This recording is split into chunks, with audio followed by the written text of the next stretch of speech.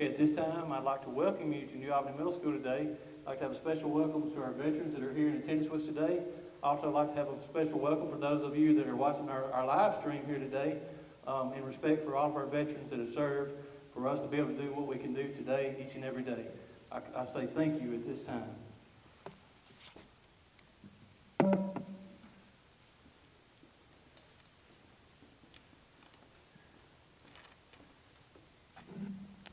Hello, my name is Landry Kent, and I would like to welcome everyone to our 2020 Veterans Day program, Corona Style.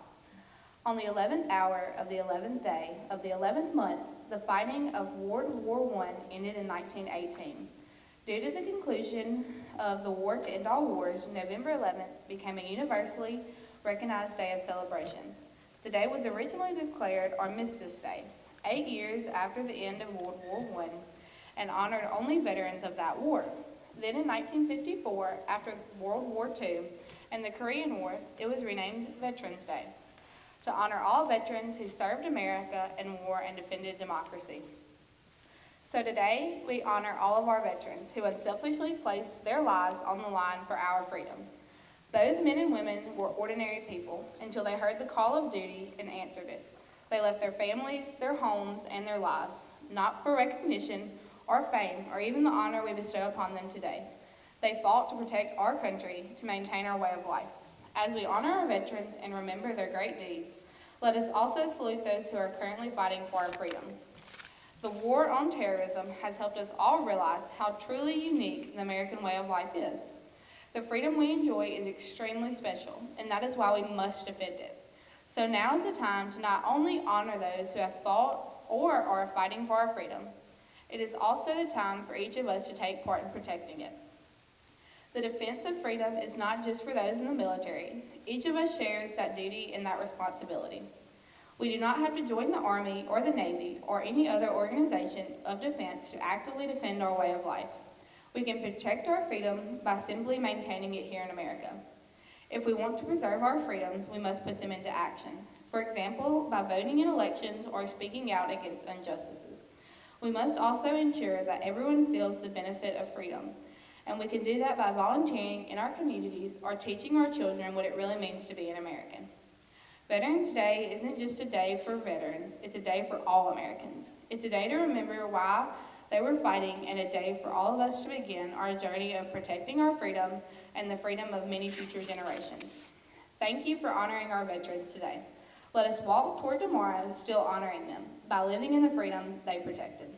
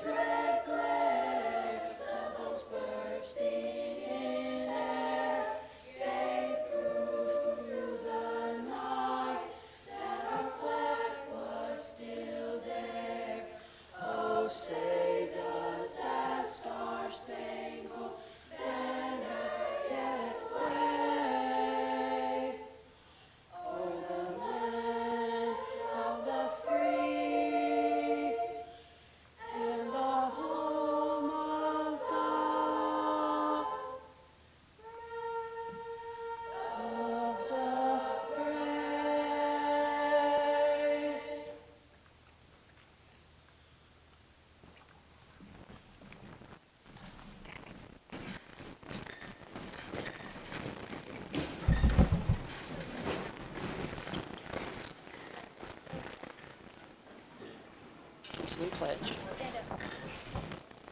we say that or did they say that?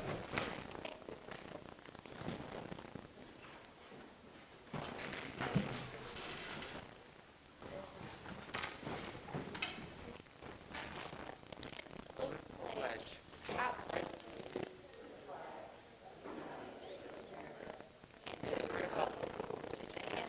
One nation, under God, indivisible, with liberty and justice for all.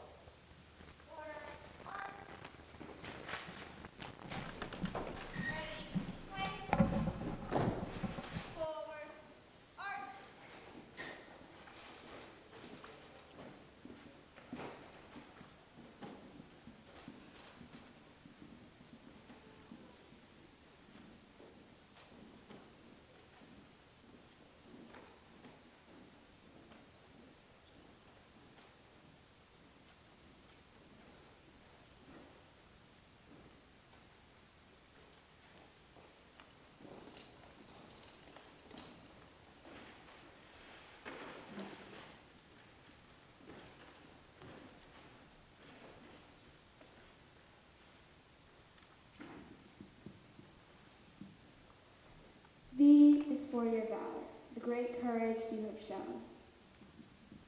E is for your excellence in training in battle, in character at home and overseas. T is for your training, long days at boot camp, far from loved ones and the comforts of home. E is for earnest. You stand firm in your beliefs of honor, reputation, and freedom. R is for rivalry, the trumpet musters and stuff. A is for armistice, a time for laying you to rest as countries come together in truth. And for nobility, you had to distinguish yourself through moral character and merit.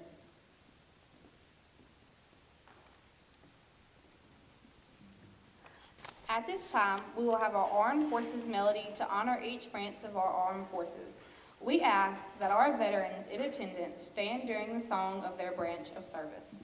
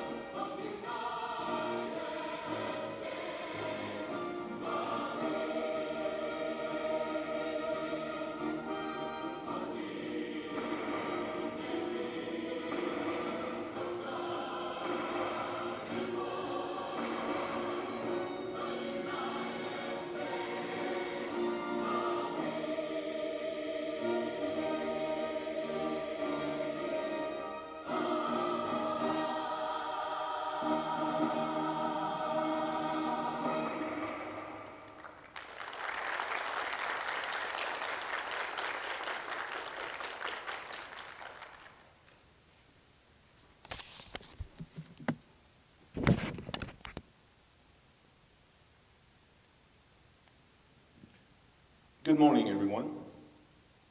What an honor it is to be here with you on Veterans Day. My name is Frank Dodds. Many of you know me as Cooper Dodds' dad, or maybe Miss Tammy's Dodds' husband from over at the elementary school. But I am a veteran of Desert Storm, as you see on my hat. Now, I was in the Navy, but I flew jets. It's kind of a weird concept. A lot of people think I was in the Air Force because I was flying. They know I flew, but I flew jets off of carriers, off the Dwight David Eisenhower. And interestingly enough, Mr. Ewing back here also served on the same Dwight David Eisenhower, the carrier. Thank you so much, and I want to talk a little bit to you today about what a veteran is in terms of the Veterans Day holiday. A veteran of the United States is someone who served on active duty in the armed forces, and you've heard the branches we just sang about on the Army, Navy, Air Force, Coast Guard, and the Marine Corps. And the veteran must have earned a character of discharge other than dishonorable. So everyone you see here today, anyone you might meet who says they're a veteran, they served honorably. On Veterans Day, we honor their service and sacrifice of all veterans, living and deceased. And that's kind of what I want to talk to you about today, is not just those people who answered the call back in the day, but also the people who are out there today protecting our freedoms and sacrificing the Thanksgivings and the Christmases and time away from their family. Currently, there's between 18 and 20 million veterans in the United States, so we're all around you. I heard somebody comment when one of the veterans walked in here on the floor, well, I didn't know that person was a veteran. That's right. Sometimes you don't know somebody is a veteran because we're not all the same age, we're not all the same color, we're not all the same size, we don't all have the same backgrounds. And then when we get out of the service, when we get out of the armed forces, we do very many different things. We might become a coach, we might become a teacher, we might be a truck driver, we might be a doctor, a lawyer, just a whole host of jobs that are around you every day, and that person may be a veteran. You may have a veteran in your family. Your mom or dad may have served, a cousin may have served, you may have an older brother who's a veteran, a grandparent, a cousin. And all of our stories and experiences are very different. And that's why it's kind of nice to get to know and see these faces and get to know each of these individuals, because their backgrounds, their experiences, their stories, talk to them about it. Talk to them about their sacrifices, their adventures, their experiences. And I thank you so much. It is so important to show your support and appreciation for veterans. It's a very patriotic thing to do. Never lose touch with that. And it's important because these veterans, all veterans, today, yesterday, basically decided that it was okay for them to die to protect this country, to protect your family, to protect their family, to protect your grandfathers and your grandparents.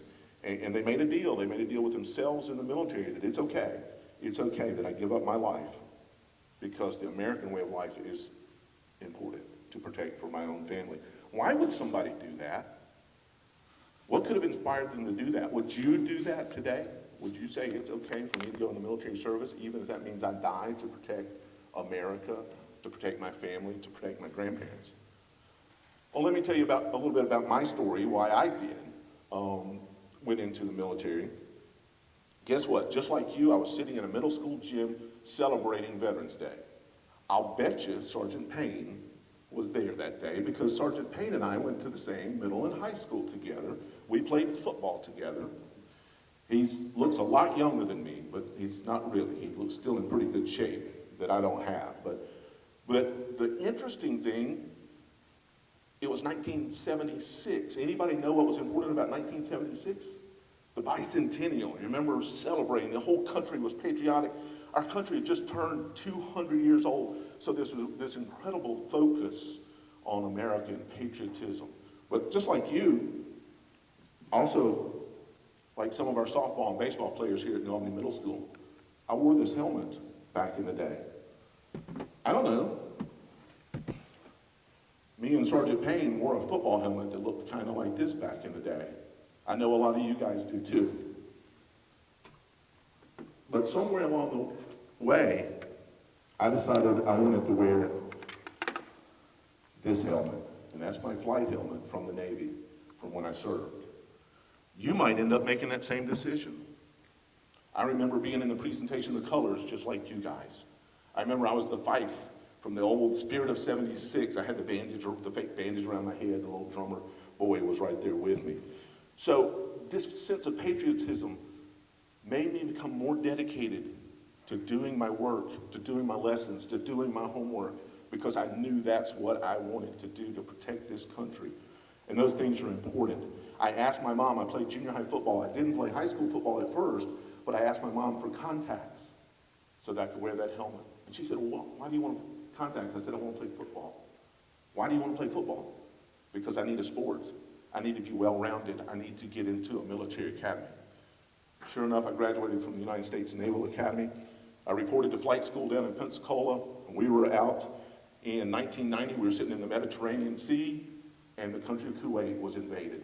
We became the first nuclear carrier ever to go through the Suez Canal. The very next day, we were fighting a war, Operation Desert Storm. That's what my hat says. I have so many wonderful memories and so many scary stories about flying jets on and off carriers. I made a lot of friends. I got to live in some great places like San Diego, travel all around the world. But I also have friends that paid the ultimate price who are no longer with us. Somewhere along the way, my family and I made the decision to get out of the Navy, and we ended up back living in New Albany, where Miss Tammy had grown up. I salute the many men and women who made it a career, who could retire, who could sacrifice that many Thanksgivings and Christmases. And I applaud them for those decisions. I applaud those men and women who are out there protecting us today. Thank you today for taking an interest in our stories. And remember, you can always honor all veterans by continuing to be patriotic, getting good grades, and yes, it's important to listen to your parents and your teachers. Ask anybody who's ever been in combat how important it is to listen, do what you're told, because in the military, as everyone will attest to, it could be the matter of life or death. I wanted to close with two quick little thoughts. One about those people who have served before, and it goes like this. Today is the day we honor the noble and the brave, the men and women who dedicated their lives and the sacrifices they have made.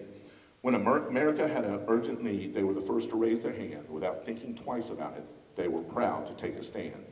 Some came back from war with battle scars, others in flag-draped coffins. Even though their flesh may have left, their spirits will never be forgotten. They unselfishly and knowingly put their lives on the line, so when you see a veteran, thank them, because without them, freedom would have died. And now, thinking about those men and women who are out there today, this is how I wake up. That's a good idea to talk about and remember those people who have been there. But I also want to think about every day, I want to think about those people who are out there right now, protecting our freedoms. So this is my prayer every morning. In time of need, their will is sure. Americans, their freedom pure. Protect our life and liberty unselfishly, they keep us free. Each service member knows what is at stake. The risk is grave. There is no mistake. With pride, they serve our country strong. They face each enemy that comes along. Remember them while you're in your home or wherever you choose to freely roam. Don't take for granted what you see. Some left this life so it could be. To God I urge you all to pray for service members brave to face each day. Thank you so much for today.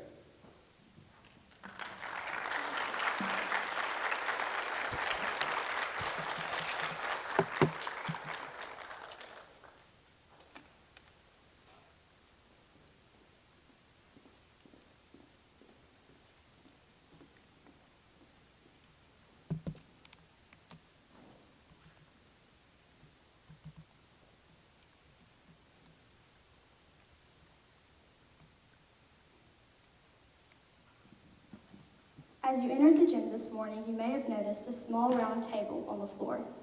The table is set for one. This table is our way of symbolizing the fact that members of our United States Armed Forces are missing from our midst.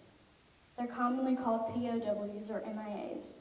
Their fellow service members call them comrades. They're unable to be with us this morning, and so we remember them. This table set for one is small, symbolizing the frailty of one prisoner, alone against his oppressors. Remember.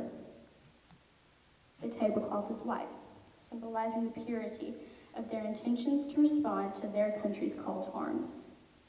Remember. The single red rose, displayed in a vase, reminds us of the families and loved ones who keep the faith, awaiting their return. Remember. The yellow ribbon, tied so prominently on the vase, is reminiscent of the yellow ribbon work upon the label of thousands who bear witness to their unyielding determination to demand a proper accounting of our missing. Remember. The candle's lit, symbolizing the upward reach of their unconquerable spirit. Remember. A slice of lemon is placed on a plate to remind us of their bitter fate. Remember. There's salt on the plate, symbolizing the tears of the families as they wait. Remember. The glass is inverted. They cannot toast with us. Remember. The chair's empty. They're not here. Remember. Until the day they come home, remember.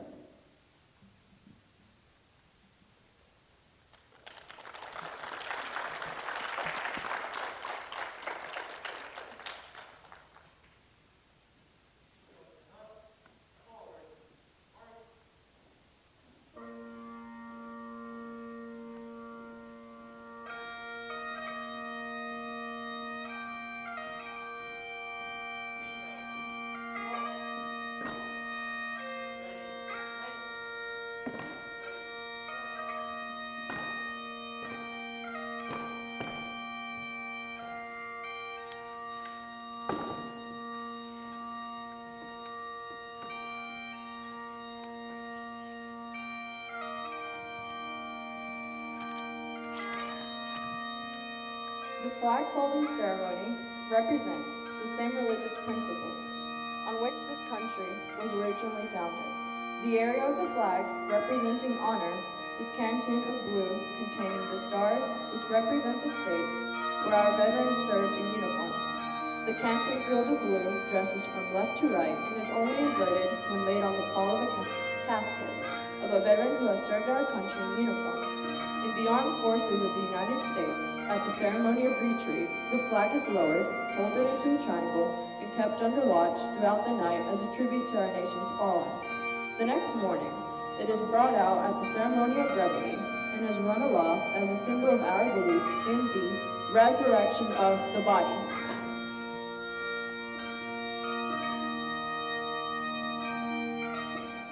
The first fold of our flag is the representation of life.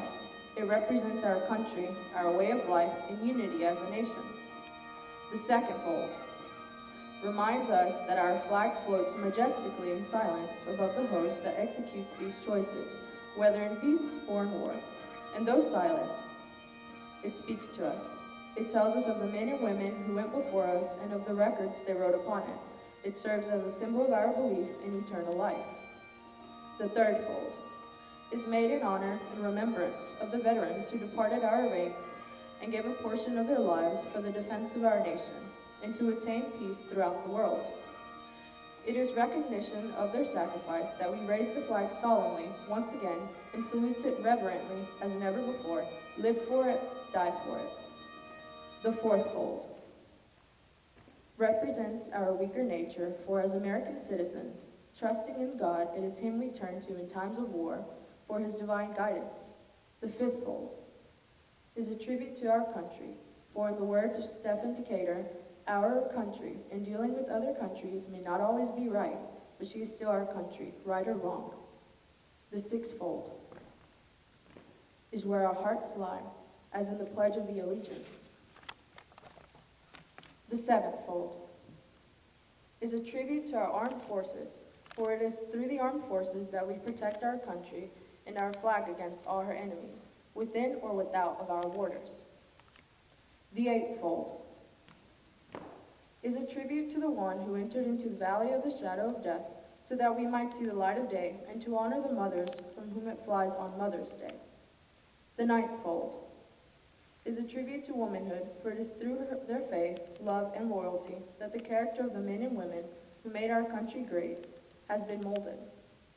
The 10th fold is a tribute to the Father, for he too has given his sons and daughters for the defense of our great nation.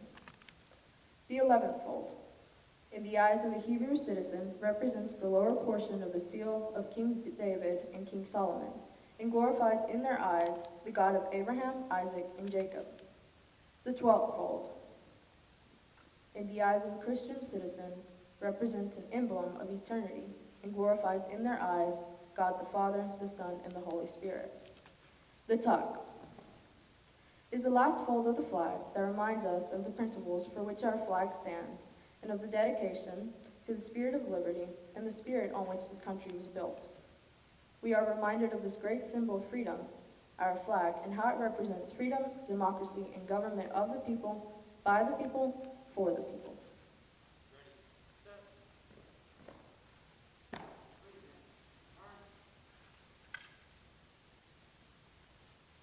When the flag is completely folded, the stars are in the uppermost, reminding us of our national motto, "In God We Trust."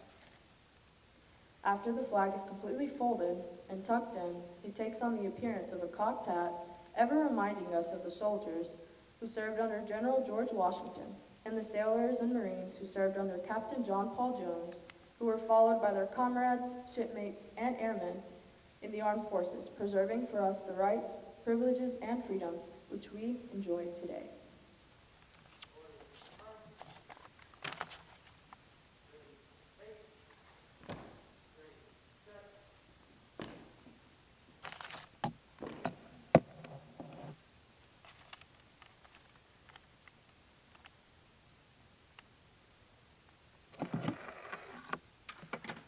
We would now like to pause in a moment of silence for our fallen soldiers.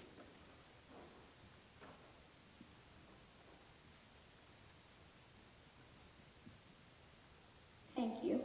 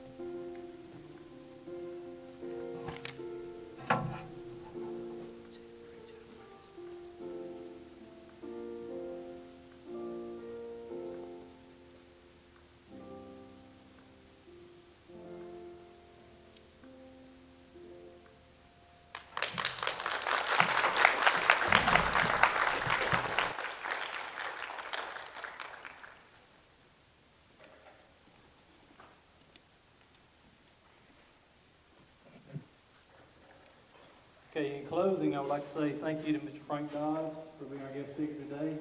I'd also like to say thank you to Ms. Hefner, Ms. Venisi, Ms. Rogers, Ms. Horner, Mr. Darling, as well as their students for making this program reality. Also, the New Albany High School ROTC did an amazing job today. But without veterans, we could not do what we were able to do today, and I cannot tell you how much we thank y'all. So, and I hope you enjoyed this program. Thank you, and I hope those out you that were streaming in actually enjoyed it also too. So, thank you, and that concludes our program.